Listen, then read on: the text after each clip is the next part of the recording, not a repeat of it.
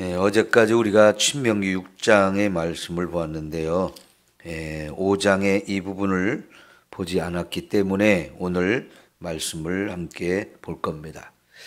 오늘 말씀의 장면은 시내산에서 하나님이 강림하셔서 이스라엘 백성들 전체가 보는 가운데 하나님이 거기 임재하시고 말씀해 주시는 장면이죠.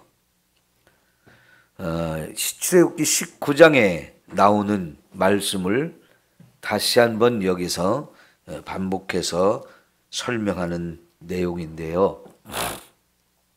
우선 하나님이 하늘로부터 이 땅의 한 장소인 시내산이라고 하는 곳에 직접 강림을 하셨어요. 근데 그 하나님이 강림하시는 그 상황 속에 시내산 전체가 큰 불이 타오르게 되고 거기에 구름이 쫙 끼게 되면서 또 어둠까지도 거기에 임하게 되었다는 거지요. 그런 가운데 하나님이 거기 임재하셨어요. 하나님의 임재만으로도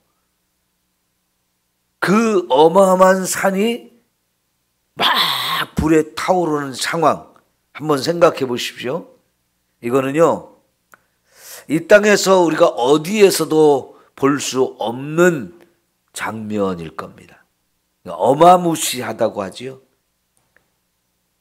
거기에 구름이 쫙 내리고 어둠이 깜깜하게 임하는데 거기서 아주 큰 소리로 하나님이 말씀을 하셔요. 우리는 이런 상황을 한 번도 본 적도 없고 경험한 적도 없기 때문에 그냥 상상으로만 해볼 수밖에 없습니다만은 우리가 이걸 상상으로 해가지고는 느낌이 안 오잖아요. 그죠? 그런데 이때에 이런 상황을 경험할 때 이스라엘 백성들은 이 상황을 자기들이 어떻게 느꼈는지를 표현합니다. 죽을 것 같다라고 말씀했어요. 죽을 것 같다. 큰 두려움이 임하면서 막 죽을 것 같아가지고 감히 그 하나님 앞에 서 있어 볼 수가 없는 거예요. 그래서 어찌게 됐습니까? 이스라엘 백성들 전체가 다 땅에 바짝 엎드리게 되고 마치 죽은 자와 같은 그런 상황이 그들에게 있을 수밖에 없었어요.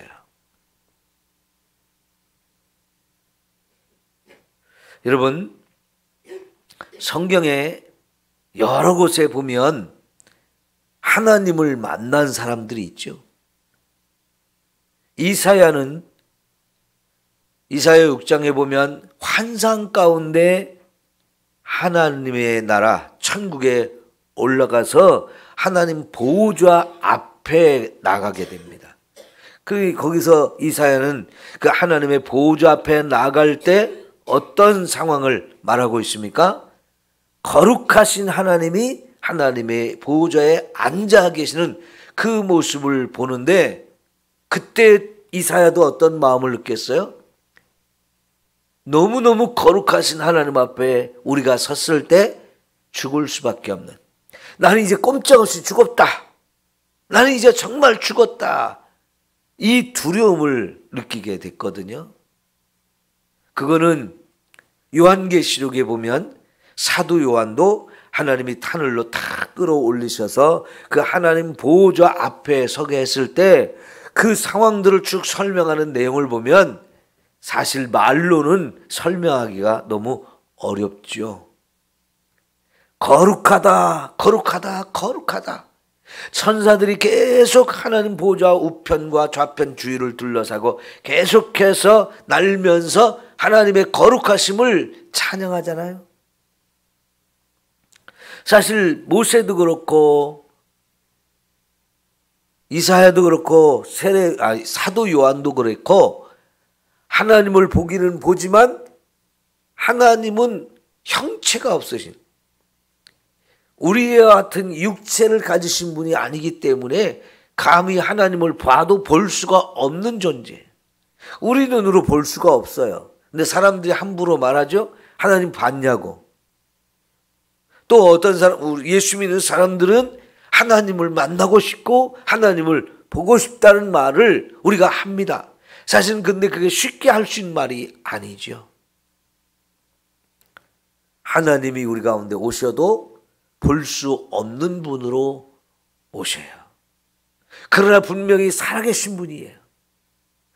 그리고 너무나 우리 죄인된 우리가 감히 하나님을 볼 수가 없어요. 보면 여기 지금 이스라엘 백성들의 말처럼 죽을 수밖에 없는, 죽을 것 같은 이 두려움을 느낄 수밖에 없고 실제로 볼 수가 없어서 죽은 자같이 되거나 아니면 엎드려서 감히 고개를 들을 수 없는 상황이 되는 거지요.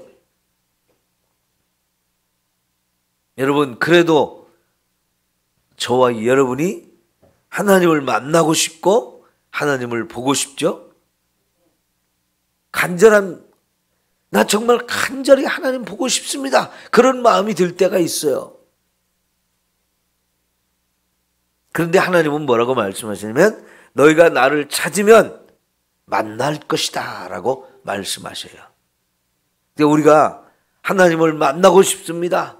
하나님, 저 좀 꼭 만나주세요.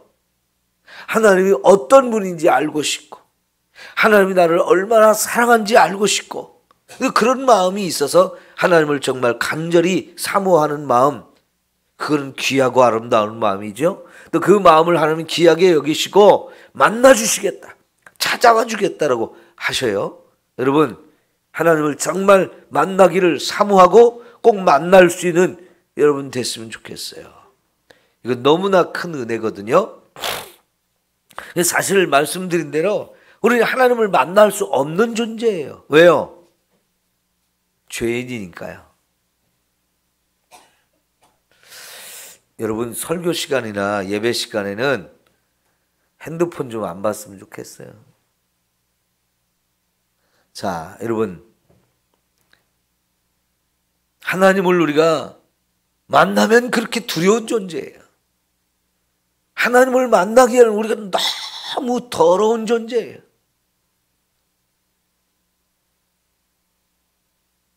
하나님은 너무나 거룩하신데 우리는 너무나 더러운 존재이기 때문에 그 거룩하신 하나님 앞에 우리가 선다는 것은 불가능한 얘기입니다. 죽을 수밖에 없는 얘기입니다. 그런데도 하나님은요, 우리를 찾아와 주시고 만나 주시겠다고 하시는데 그건 어떻게 가능할까요? 예수님이 정말 하늘의 그 영광된 자리를 떠나서 이 땅에 사람이 되어가지고 오셨죠. 그럴 때 여러분, 예수님은 하나님 되심에 모든 그 영광스러운 것, 거룩한 것을 다 내려놓고 이 땅에 사람의 몸을 입고 오셔서 우리를 만나 주신 거예요. 그러니까 우리가 하나님을 만날 수 있는 거죠. 만약 예수님이 이 땅에 오실 때 그 하나님의 영광스러움과 그 어마어마한 모습을 그대로 가지고 오셨다면 우리는 예수님을 만날 수도 없고 가까이 갈 수도 없어요. 다 죽어야 돼요. 그런데 예수님은 하나님이시지만은 그 하나님 되신 예수님이 하나님의 그 영광스러움을 다 비우고 이 땅에 오셨기 때문에 우리가 하나님을 만날 수 있는 거지요. 요한복음 1장에 보면 태초에 누가 계셨다고요? 말씀이 계셨다고 그랬죠. 근데 그 말씀으로 계신 분이 보니까 하나님이더라는 거죠. 근데 그 말씀이 14절에 보니까 육신이 되어 우리 가운데 오셨음에 우리가 보면 아버지의 독생자의 영광과 은혜가 충만했다 그랬어요. 예수님에게는 분명히 이 하나님의 영광, 하나님의 은혜가 충만하신 분임에도 불구하고 친히 그것을 다 가리고 우리가 하나님을 만날 수 있도록, 하나님을 볼 수 있도록 그런 모습으로 자신을 낮추어서 오셨는데, 실제로 그 예수님을 우리가 보면서 예수님이 하나님이다, 이걸 알아볼 수가 없을 만큼 자기를 온전히 비우셨어요. 그러니까 우리 인간은요, 하나님을 만나도 하나님이 워낙 자신을 이렇게 낮추시고 오니까 하나님이 아닌 것처럼 생각하는 거예요. 그래서 유대인들이 하나님이 찾아오셨는데도 불구하고 하나님을 하나님으로 인정하지 않고 영접하지 않는 거예요. 자기 백성에게 하나님이 오셨는데 하나님의 백성된 우리가 하나님을 알아보지 못해요. 그래서 예수님을 인정하지 않고 예수님을 죽이는 자리까지 우리가 가는데, 이게 얼마나 큰 죄입니까? 그지요? 그런데도 여러분, 하나님은 저와 여러분을 찾아와 주시고 만나 주십니다. 이 정말 너무나 엄청난 은혜지요. 많은 사람들이 하나님을 믿는다고 하면서 사실은 하나님이 계실까 안 계실까를 자꾸 의심해요. 우리가 하나님을 만나고 싶은 마음 가운데는 때로는 그게 하나님이 안 계신 것 같아가지고, 하나님을 만나면 내가 정말 하나님 잘 믿겠는데, 그런 생각으로 하나님을 만나고 싶은 마음을 가질 때가 있어요.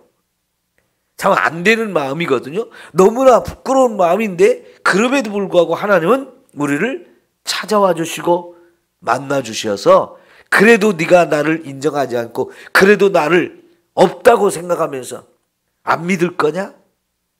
이렇게 확인을 시켜줄 때가 있어요. 이게 참 엄청난 은혜지요. 여러분, 보지 않고 믿는 자가 진짜 큰 믿음이라고 그랬죠. 우리는 보기를 원해요. 그런데 보면 우리가 죽는데 어떻게 봅니까? 그럼에도 불구하고 하나님은 우리를 살리기 위해서, 우리를 사랑하시기 때문에 자신의 그 영광스러운 모습을 가리고 우리에게 찾아오시는 거죠. 만나주시는 거죠.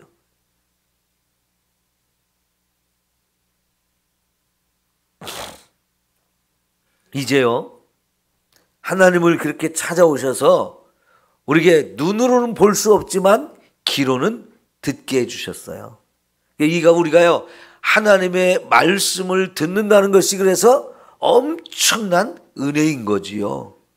우리가 꼭 눈으로 보아서만 이게 존재를 확인하는 게 아니고 귀로 듣는 것도 확인이 되는 거잖아요. 그죠? 근데 하나님은 우리가 눈으로는 볼 수 없는 분이지만 귀로는 들을 수 있도록 그 음성을 직접 들려주신다는 거, 이게 참 큰 은혜요, 축복입니다. 그래서 여러분, 우리가 어제까지 보았던 신명기 6장 4절의 말씀에 이스라엘아 들으라 했을 때 그 들을 수 있도록 하나님이 말씀해 주신다는 것은 정말 큰 은혜고, 그것이 우리가 하나님이시구나, 하나님 분명히 계시구나 하는 것을 우리가 확인할 수 있는 너무나 놀라운 증거이고 은혜이지요. 그러니까 하나님의 음성을 듣는다는 게 여러분, 하나님의 존재를 확실하게 우리가 느낄 수 있고 경험할 수 있는 증거라는 거지요. 그러니까 우리가 하나님 말씀을 듣는다는 것은 정말 큰 은혜이고 축복입니다. 이 듣는 것 자체를 너무나 귀하게 여겨야 돼요. 자, 여러분, 이제 24절을 보니까 이스라엘 백성들이 뭐라고 말합니까? 우리 하나님 여호와께서 그의 영광과 위엄을 우리에게 보이심에 불 가운데서 나오는 음성을 우리가 들었고, 하나님이 사람과 말씀하시되 그 사람이 생존하는 것을 오늘 우리가 보았나이다.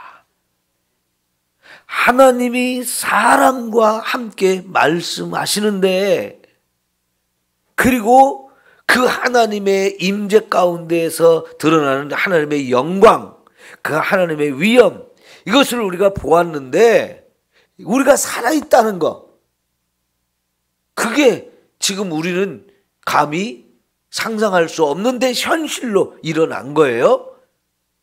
그래서 뭐라고 말합니까? 이제 우리가 죽을 까닭이 무엇이니까 이 큰 불이 우리를 삼킬 것이요, 만일 우리가 우리 하나님 여호와의 음성을 다시 들으면 죽을 것이다. 이미 하나님이 오셔서 말씀해 주신 것만으로도 죽을 것 같았고 죽을 수밖에 없는 상황인 거 우리가 알게 되었는데, 또다시 하나님이 우리에게 말씀하신다면 우리는 다 죽을 것이다. 여러분, 이 마음이 어떤 마음일까요? 하나님을 경외하는 마음이죠. 경외하는 마음. 경외한다는 말은요, 두 가지가 있어요. 하나는 두려워한다는 것이고, 또 하나는 높인다는 거예요.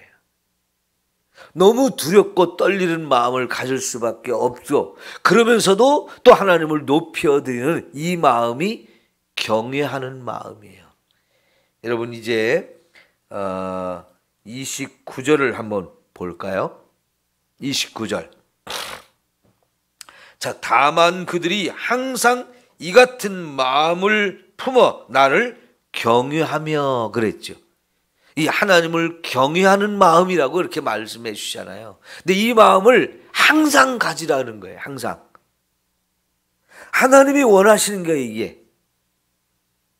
하나님이 원하시는 것은 이렇게 항상 하나님을 경외하는 마음을 우리가 항상 갖게 되면서 또 내 모든 명령을 지키라는 거예요.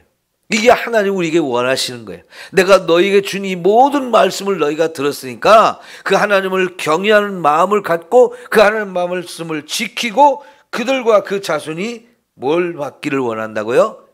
영원히 복 받기를 원한다. 이 하나님의 소원이에요.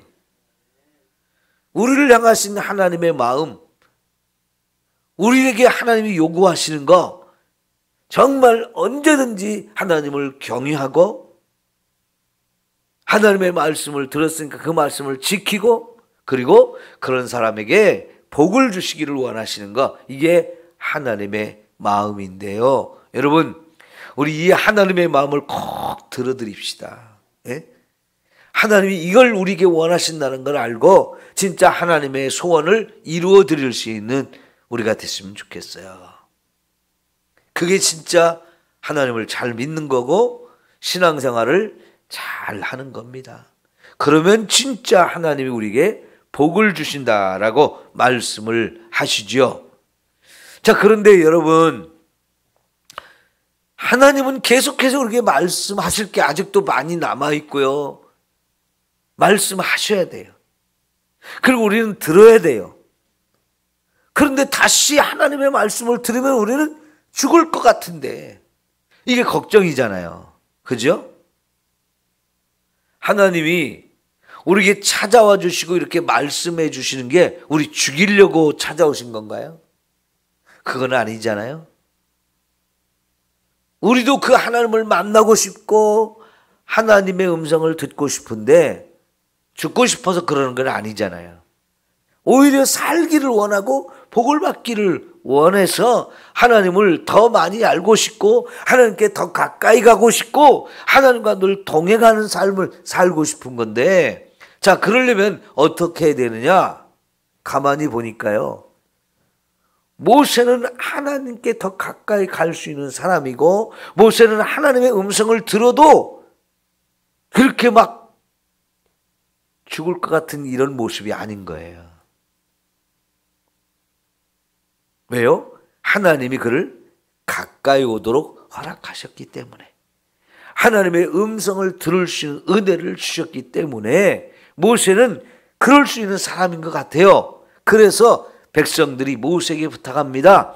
우리는 감히 하나님 앞에 설 수도 없고 그 음성을 들을 수가 없는데 당신이 우리를 대신해서 하나님께 가까이 가셔서 하나님의 말씀을 듣고 와서 우리에게 들려주시면 우리는 당신이 전하는 말이 하나님의 말씀인 걸로 받겠습니다.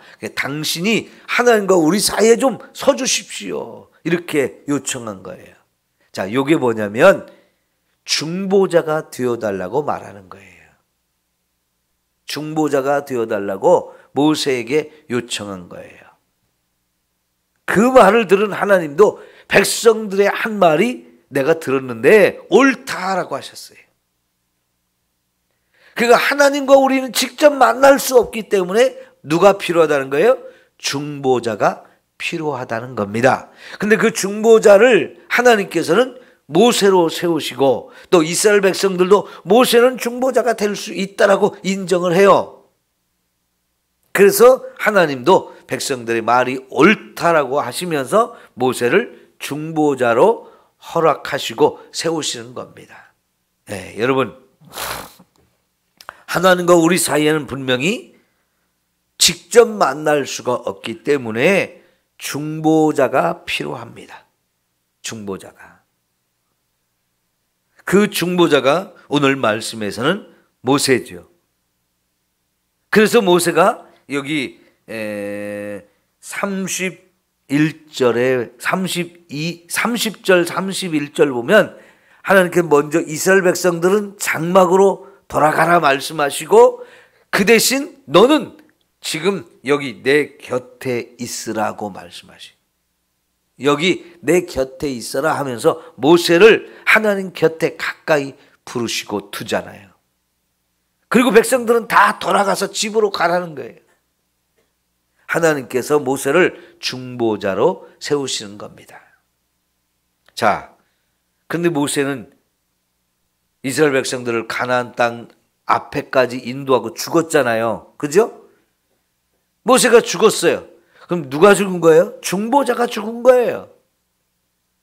중보자의 역할을 하는 모세가 죽어서 그러면 하나님과 우리가 사이가 또 만나야 되는데 그거를 할 수가 없으니까 이 다음에 모세는 자기를 대신해서 이 역할을 감당할 수 있는 여호수아를 세우지요. 하나님이 또 인정하셔서 여호수아가 모세가 하던 그 역할을 또 감당하게 됐어요. 근데 여러분, 모세나 여호수아 같은 사람들 다 누구를 예표하느냐? 예수님을 예표하는 겁니다. 여러분, 요한복음 14장에 가면 예수님께서 뭐라고 말씀하시냐면 나를 본 자는 아버지를 본 것이다. 너 내 말을 듣는 것은 아버지의 말씀을 듣는 것이다 라고 말씀하셨어요. 그러니까 예수님이 사실은 진짜 참 중보자가 되는 거지요. 예수님이 영원한 중보자가 되시고 유일한 중보자가 되셔서 이 모세나 여호수아 같은 이런 선지자, 이런 사람들은 예수님을 예표해주는 그림자에 불과해요. 하나님이 임시방편으로 중보자를 이렇게 모세와 같은 사람들을 세웠지, 진짜 중보자는 하나님이 사람의 몸을 입고 오신 예수님이 진짜 하나님과 우리 사이를 연결시켜주는 중보자의 역할을 하시는 거예요. 참된 중보자가 예수님이에요. 그래서 예수님을 본 것은 하나님을 본 것이고 예수님의 말씀을 듣는 것은 하나님의 말씀을 듣는 것이다라고 말씀을 하셨어요.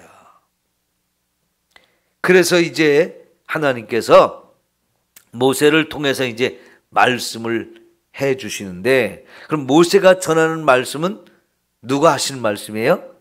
하나님 말씀이에요. 여러분, 우리 이 마음을 꼭 가져야 돼요. 바울이 베레아 지역에 가서 복음을 전할 때 베레아 사람들은 바울이 전하는 말씀을 어떻게 받았다고요?